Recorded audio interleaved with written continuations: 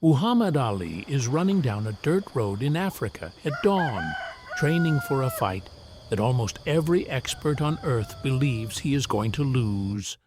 And 9,000 miles away, James Brown is boarding a plane because somebody has decided that what this fight needs is not another sparring partner. It needs the godfather of soul. It's September 1974.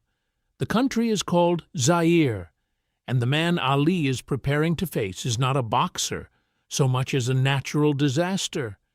George Foreman, the undefeated heavyweight champion of the world, a man who doesn't beat opponents, he demolishes them. The two men who broke Ali in the ring, Joe Frazier and Ken Norton, Foreman knocked down a combined 7 times in 4 total rounds.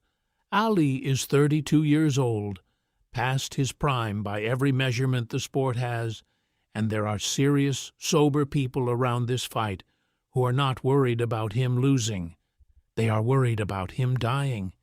And into a dictatorship in the heart of Africa, 5 weeks before the most watched sporting event in human history, they are flying in the hardest working man in show business. Stay with me, because 5 weeks after James Brown walks off a stage in Kinshasa, 1 billion human beings are going to watch Muhammad Ali do the impossible in the 8th round. And the road to that miracle runs directly through 3 nights of music that almost didn't happen at all. Start with the madman who put all of it together, because none of this happens without him. Don King in 1974 was not yet the most famous boxing promoter alive. He was a hustler with electric hair and a silver tongue, fresh out of prison, chasing the fight of the century with money he did not have. He had promised each fighter $5 million, $10 million total. He had no $10 million. No American city would touch that number. So King did what only Don King would do. He found a country. Zaire, the former Congo, ruled by a dictator named Mobutu Sese Seko, a man hungry to put his young nation on the map of the world and willing to spend $10 million of his country's money to do it. The fight was set for Kinshasa, an African-American promoter staging the 2 greatest black athletes on earth in Africa for the whole planet to watch. Nothing like it had ever been attempted. And then came the idea that turned a boxing match into something much bigger. Alongside the fight, they would stage a music festival, 3 days, in a stadium in Kinshasa, and they would fly in the greatest black artists in America to play alongside the greatest artists in Africa. Soul returning to the source. The music that had crossed the ocean in chains, coming home in a private jet. B.B. King, Bill Withers, Etta James, the Spinners, Miriam Makeba. And at the top of the bill, above all of them, the man whose name meant more in black music than any other name alive, James Brown. That was the vision. The fight would be the body of the event, and the music would be its soul. They called it Zaire 74. Now understand what James Brown meant to this continent in 1974, because it explains everything that follows. His records had traveled to Africa years ahead of him. In Lagos, in Accra, in Kinshasa, his funk had landed like a returning language. Musicians across West and Central Africa had absorbed it, answered it, built entire genres in conversation with it. To the crowds of Zaire, he was not a foreign act. He was, in a way no American audience could fully understand, family made good. The descendant of the Taken, coming back across the water with a crown on his head, which is exactly why they put his name at the top of the poster. If this festival was a homecoming, only one man could walk through the door first. And understand, too, just how dark the cloud over Ali really was, because time has softened it, and it shouldn't be softened. In 1974, George Foreman was not the smiling grill salesman the world would later come to love. He was the most frightening athlete on the planet. 25 years old, 40 wins, no losses, almost all by knockout. And not ordinary knockouts. He hit Joe Frazier, the Ironman who had beaten Ali, so hard that Frazier was lifted off the canvas. 6 knockdowns in 2 rounds.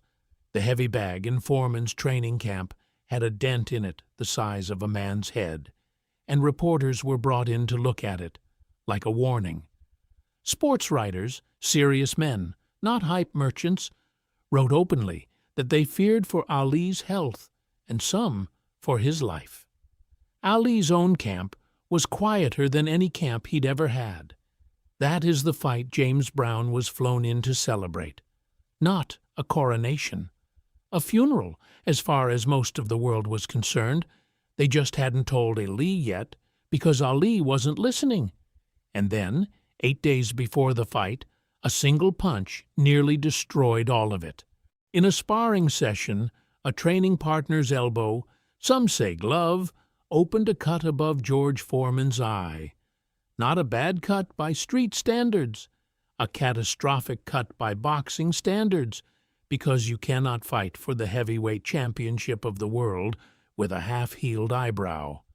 The fight was postponed, 5 weeks minimum, and that postponement detonated underneath the festival like a landmine, because the festival could not move.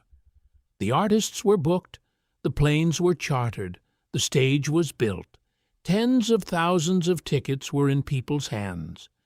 The entire point of Zaire 74 had been to lead into the fight like a fuse into dynamite.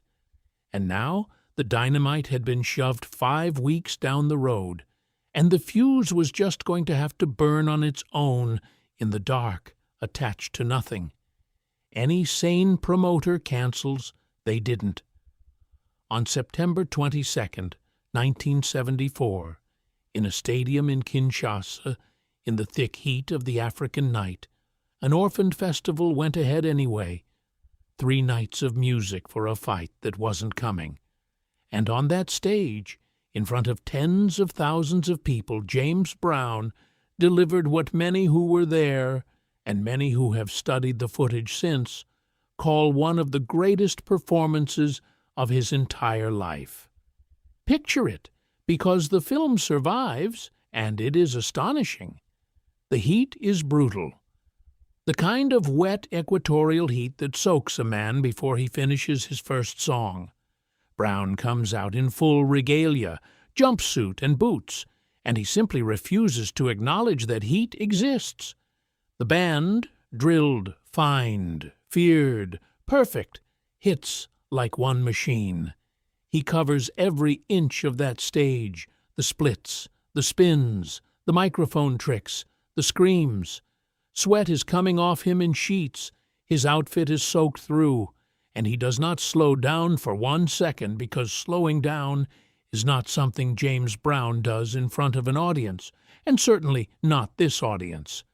Somewhere in that set he drops into the payback, the revenge groove we told you about 2 episodes ago, the record Hollywood rejected, now thundering across an African stadium, and the crowd, tens of thousands strong, moves like a single body. And then, at the end, he does the thing that turns a concert into history.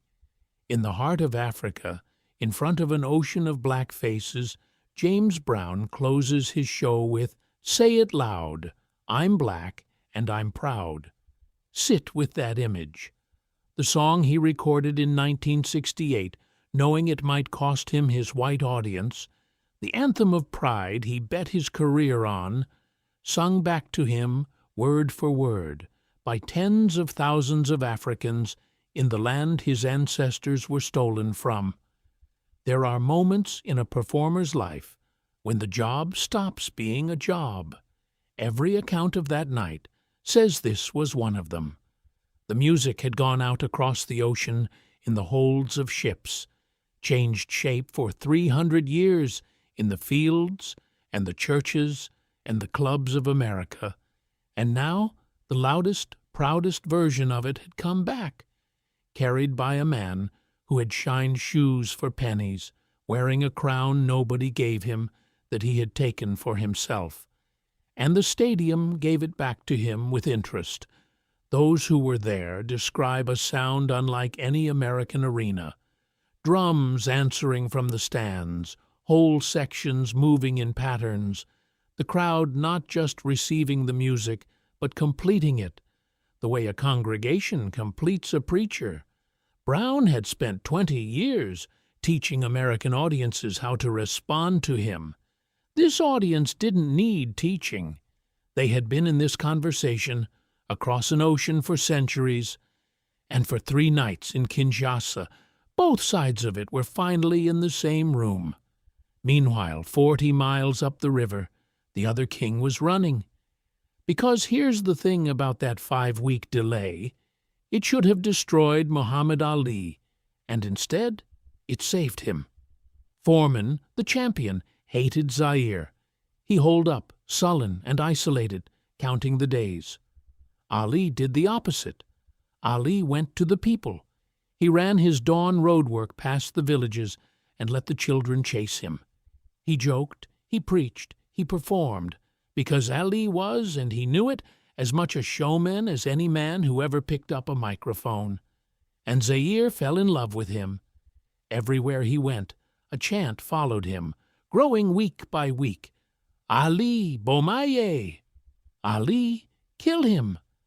By the time October 30th arrived, the fight had transformed. Foreman was defending a title. Ali was carrying a continent. And the 5 orphaned weeks, the weeks the festival's music had hung in the air of Kinshasa with nothing to attach itself to, had attached themselves to him. You know what happened in the ring, but it never stops being unbelievable. 60,000 people in the stadium, 1 billion watching worldwide. And Ali, the aging underdog everyone feared for, unveils the most audacious strategy in the history of the sport. He lies on the ropes and lets the most terrifying puncher alive hit him. Round after round, the rope-a-dope. He lets George Foreman empty every bullet in the gun into his arms, his ribs, his guard, while whispering in the champion's ear that he punches like a sissy. And in the 8th round, with Foreman exhausted, arm-weary, spent from demolishing a man who refused to be demolished, Ali comes off the ropes and takes him apart in 5 seconds. Foreman goes down. He doesn't get up in time. The miracle is complete. The crown changes heads, and 1 billion people learn, all in the same instant, that the loudmouth was right all along. He really was the greatest. 2 men, 1 country, 1 impossible month. And this is why these 2 belong in the same story. Because Muhammad Ali and James Brown were, at bottom, the same invention. 2 black men from the American South who looked at a country determined to keep them humble and decided to become the 2 least humble men in it. Both crowned themselves, the greatest, the Godfather, years before the world agreed, and then made the world agree. Both understood something it took everyone else decades to learn, that the boast is a weapon, that pride out loud is a political act, that a black man declaring himself the best in the world, in that America, was not arrogance, it was war. And both of them backed up every single word. Ali cashed his checks in the ring. Brown cashed his on the stage.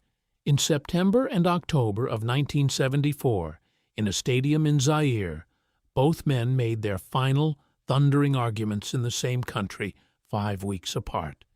And history ruled in favor of both. They even worked the same way, if you look closely. Ali trained like Brown rehearsed, past all reason, past all mercy, until the body did automatically what the mind demanded. Ali talked to crowds like Brown played to them, reading the room, feeding it, owning it. Each man was, in his own arena, the the hardest worker alive, and each recognized it in the other, because the view from the top of that particular mountain is one that only a handful of human beings have ever shared. Now, the honest ending, because this channel doesn't sell fairy tales. The festival that produced that legendary night was, on paper, a disaster. Orphaned from its fight, tangled in money disputes, financed by a dictator polishing his image while his people went without, and the disputes over who owned what buried the concert footage in vaults for decades. Most of the world didn't see James Brown's Kinshasa performance until documentary makers finally freed the film a generation later. The night was immortal. The business around it was a mess, which, if you've followed this channel, you know is the most James Brown sentence ever written. And Brown himself? He got paid, of course, the way he always got paid, on his terms, before he stepped on any stage. Some things did not change in Africa. Some things never changed anywhere. But here's what survived once the lawyers were done and the vaults were opened. 3 nights when the music went home. 1 billion people watching a 32-year-old prove that greatness doesn't expire on schedule. And one image, preserved forever on film, the godfather of soul, soaked to the skin under the lights of Kinshasa, screaming, "I'm black and I'm proud," to a stadium that had waited 300 years to sing it back. They said Ali needed a miracle in Africa. He got 2. One of them happened in the 8th round. The other one happened 5 weeks earlier on a stage in the rain of his own sweat. And it's still playing. Subscribe for more true stories from music's greatest legends. And tell me in the comments, Ali or James Brown, who was the greatest showman who ever lived?